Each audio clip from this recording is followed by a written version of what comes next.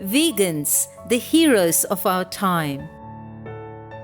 Our programs offer many languages. Please visit suprememastertv.com/schedule. Nos programmes offrent plusieurs langues. Veuillez visiter suprememastertv.com/schedule. Nuestros programas ofrecen varios idiomas. Visiten suprememastertv.com/schedule. 저희 방송은 다양한 언어를 제공합니다. 다음을 참고하세요. suprememastertv.com/schedule. The understanding of what you are, whatever it be, ugly or beautiful, wicked or mischievous. The understanding of what you are without distortion is the beginning of virtue. Virtue is essential, for it gives freedom. Please continue watching for the shared enlightening perceptions of Jiddu Krishnamurti, vegetarian. You have created God.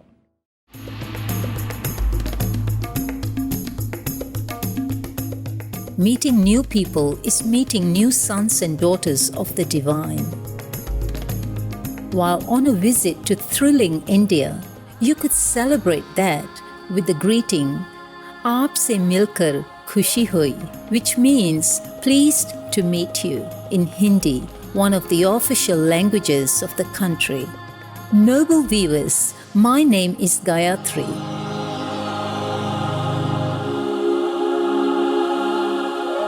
The loyal people of India believe in the power of unity, and thank you for contributing to this by adopting the benevolent vegan diet. May you be always protected by heaven.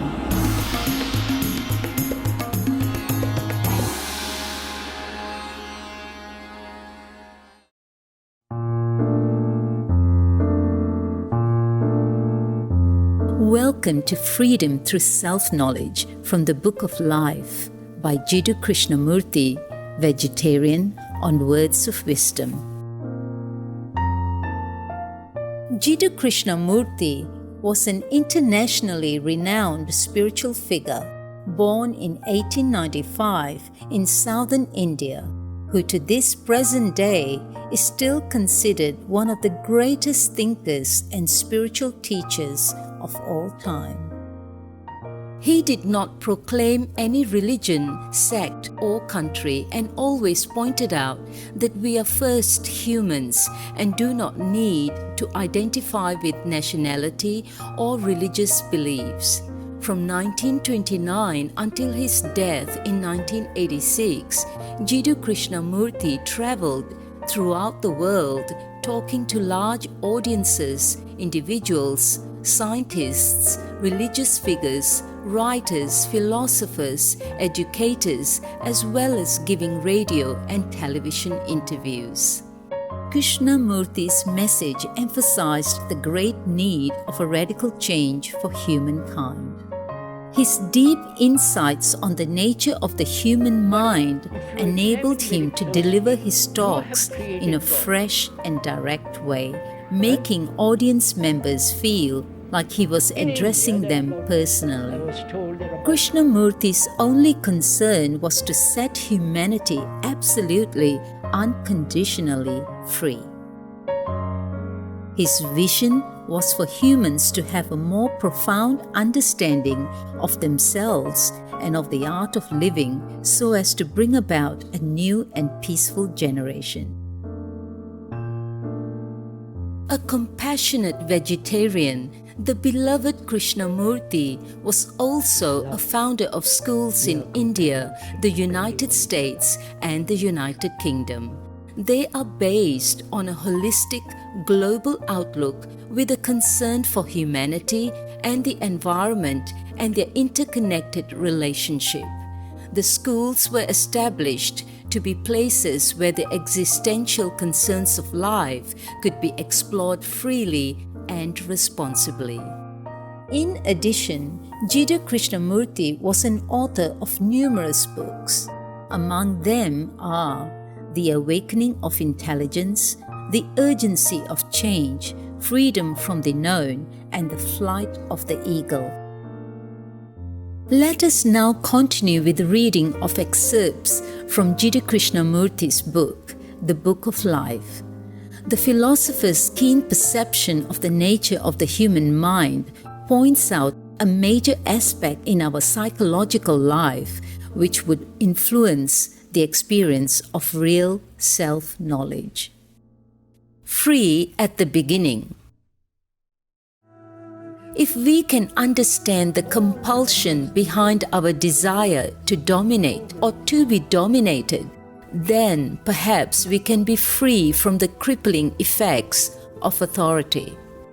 We crave to be certain, to be right, to be successful, to know, and this desire for certainty, for permanence, builds up within ourselves the authority of personal experience, while outwardly it creates the authority of society, of the family, of religion, and so on.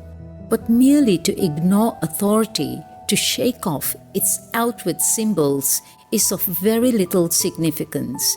To break away from one tradition and conform to another, to leave this leader and follow that, is but a superficial gesture.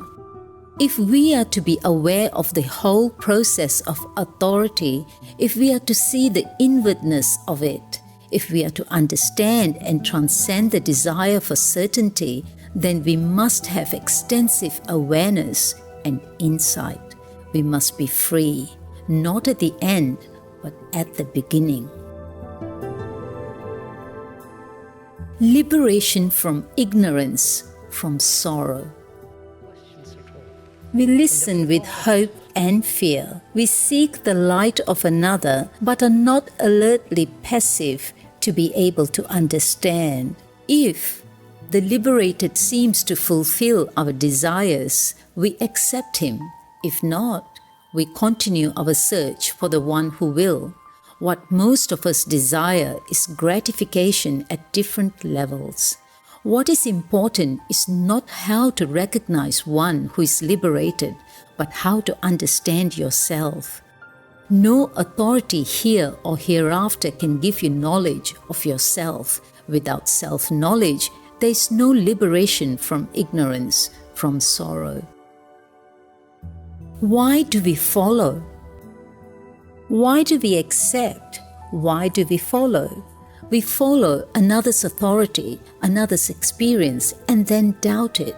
This search for authority and its sequel, disillusionment, is a painful process for most of us. We blame or criticize the once accepted authority, the leader, the teacher, but we do not examine our own craving for an authority who can direct our conduct. Once we understand this craving, we shall comprehend the significance of doubt. Can I rely on my experience? Most of us are satisfied with authority because it gives us a continuity, a certainty, a sense of being protected. But a man who would understand the implications of this deep psychological revolution must be free of authority, must he not? He cannot look to any authority, whether of his own creation or imposed upon him by another. And is this possible? Is it possible for me not to rely on the authority of my own experience? Even when I have rejected all the outward expressions of authority, books, teachers, priests, churches, beliefs, I still have the feeling that at least I can rely on my own judgment, on my own experiences, on my own analysis. But can I rely on my experience, on my judgment, on my analysis? My experience is the result of my conditioning, just as yours is the result of your conditioning, is it not? I may have been brought up as a Muslim or a Buddhist or a Hindu, and my experience will depend on my cultural, economic, social, and religious background, just as yours will. And can I rely on that? Can I rely for guidance, for hope, for the vision which will give me faith in my own judgment? which again is the result of accumulated memories, experiences, the conditioning of the past meeting the present.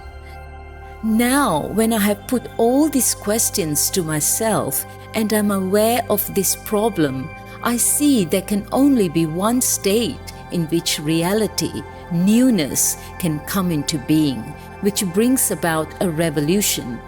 That state is when the mind is completely empty of the past, when there is no analyzer, no experience, no judgment, no authority of any kind. Self-knowledge is a process. So to understand the innumerable problems that each one of us has, is it not essential that there be self-knowledge? And that is one of the most difficult things, self-awareness, which does not mean an isolation, a withdrawal. Obviously, to know oneself is essential, but to know oneself does not imply a withdrawal from relationship. And it would be a mistake, surely, to think that one can know oneself significantly, completely, fully through isolation, through exclusion, or by going to some psychologist or to some priest, or that one can learn self-knowledge through a book. Self-knowledge is obviously a process, not an end in itself. And to know oneself, one must be aware of oneself in action, which is relationship. You discover yourself not in isolation, not in withdrawal, but in relationship to society, to your wife, your husband, your brother, to man. But to discover how you react, what your responses are, requires an extraordinary alertness of mind, a keenness of perception. The untethered mind. The transformation of the world is brought about by the transformation of oneself, because the self is the product and a part of the total process of human existence. To transform oneself, self-knowledge is essential. Without knowing what you are, there is no basis for right thought. And without knowing yourself, there cannot be transformation. One must know oneself as one is, not as one wishes to be, which is merely an ideal and therefore fictitious, unreal.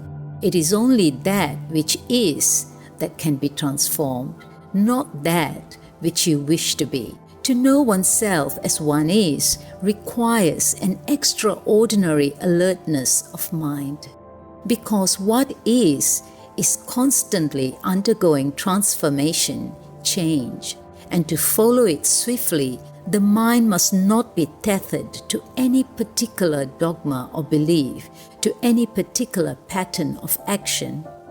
If you would follow anything, it is no good being tethered.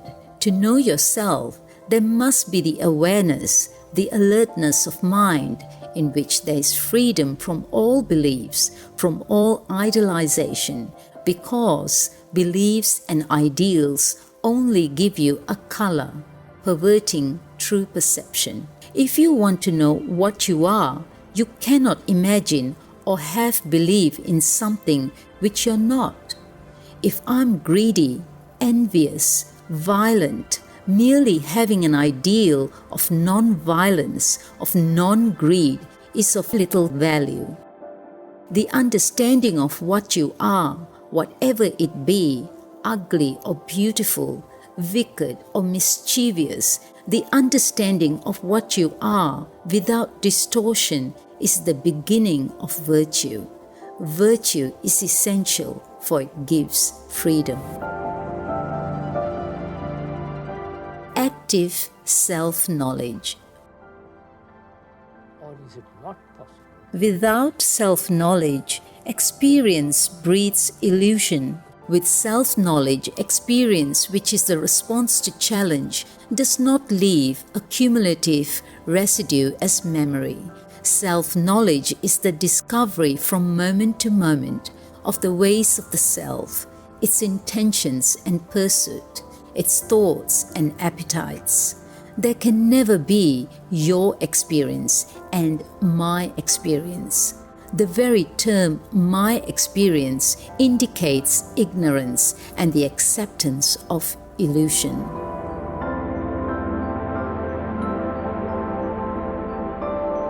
For more information on Jiddu Krishnamurti and his teachings, please visit jkrishnamurti.org and kfoundation.org. Virtuous viewers, it was an honor to have your company for today's Words of Wisdom. Coming up next is Nature's Healing Power, Forest Therapy with Clemens Ave, Veg Advocate, Part 2 of 4, right after Noteworthy News. Please stay tuned to Supreme Master Television for more constructive programming. May your lives be brightened with the inner light of your true selves in celestial glory. Our programs offer many languages. Please visit suprememastertv.com/schedule and suprememastertv.com/WOW. Don't be just a leader, be a great one, a vegan leader.